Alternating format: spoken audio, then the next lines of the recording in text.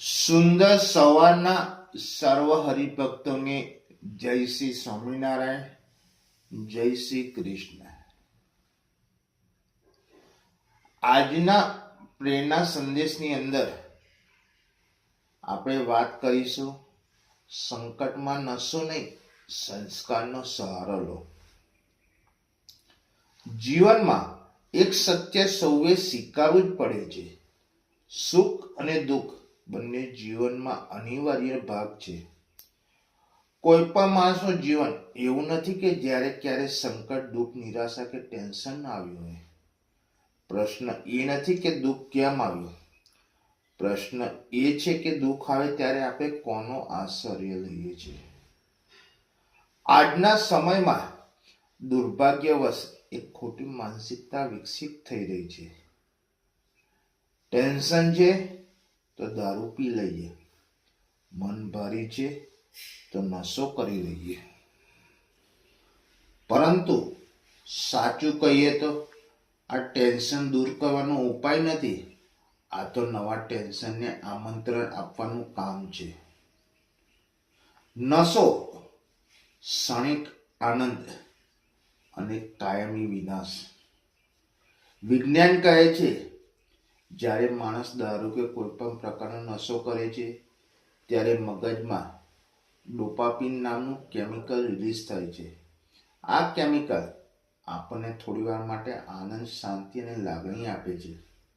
પરંતુ યાદ રાખજો, આ આનંદ કૃત્રિમ છે, આ શાંતિ ક્ષણિક છે અને આ રાહત ભ્રમ છે. એકવાર મગજને આ નકલી આનંદની ટેવ પડી જાય પછી મગજ પોતે સાચા આનંદને સ્વીકારવાનું બંધ કરી દે છે. ત્યારબાદ માણસને શાંતિ માટે ભગવાન નહીં, સત્સંગ નહીં, પરિવાર નહીં, માત્ર નશો જ જોઈએ. અને અહીંથી શરૂ થાય છે વિનાશની યાત્રા. આદત બને પછી છૂટવી બહુ અઘરી છે. પ્રથમ વખત માણસ કહે, હું કંટ્રોલમાં છું, હું ફક્ત ક્યારેક જ પીવું છું, મને કંઈ થવાનું નથી.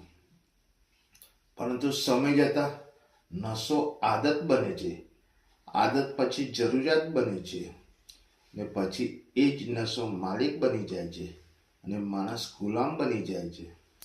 પછી એ જ નશો ધીમે ધીમે શરીરને ખોખલું કરે છે, વિચાર શક્તિને નબળી બનાવે છે, સંબંધોને તોડી નાખે છે અને અંતે માણસને પાયમાલ કરી નાખે છે. કેટલાક ઘરો તૂટ્યા છે, કેટલાક પરિવાર બરબાદ થયા છે, કેટલાક સપનાઓ ચકનાચૂર થયા છે, ફક્ત આ એક ખોટા સહારાને કારણે. દુઃખ આવે ત્યારે શું કરવું? હવે પ્રશ્ન એ થાય છે, જો નશો નહીં તો દુઃખમાં શું કરવું?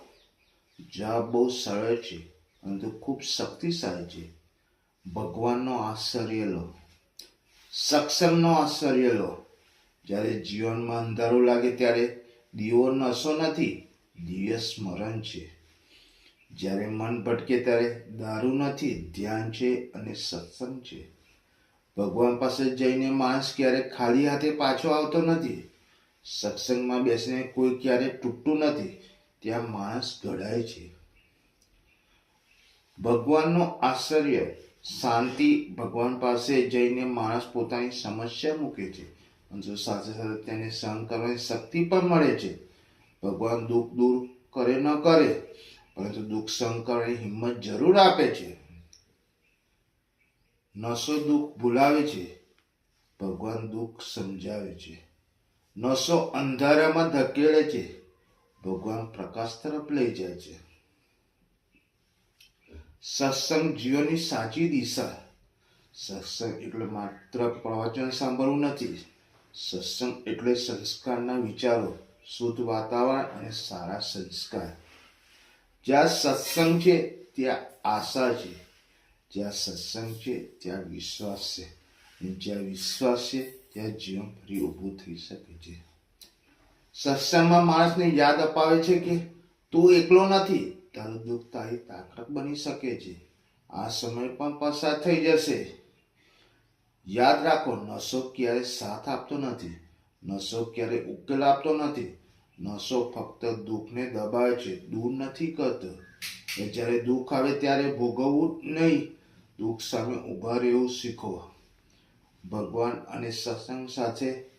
અને અંતમાં આ વાતને યાદ રાખજો, જીવનમાં સંકટ આવશે, દુઃખ આવશે, ટેન્શન આવશે, સ્વાભાવિક છે. પરંતુ એ સંકટમાં નશો નહીં, નિષ્ઠાનો સહારો લો. એ દુઃખમાં દારૂ નહીં, દેવનું નામ લો. એ ટેન્શનમાં નશો નહીં, ધ્યાન કરો. કારણ કે નશો માણસને તોડે છે, ભગવાન માણસને ગળે છે. દુઃખમાં પણ દિશા પસંદ કરો, કારણ કે ખોટી દિશા તમને વિનાશ તરફ લઈ જાય છે, અને સાચી દિશા તમને ફરી જીવન તરફ લઈ જાય છે. જય શ્રી સ્વામિનારાયણ, જય શ્રી કૃષ્ણ.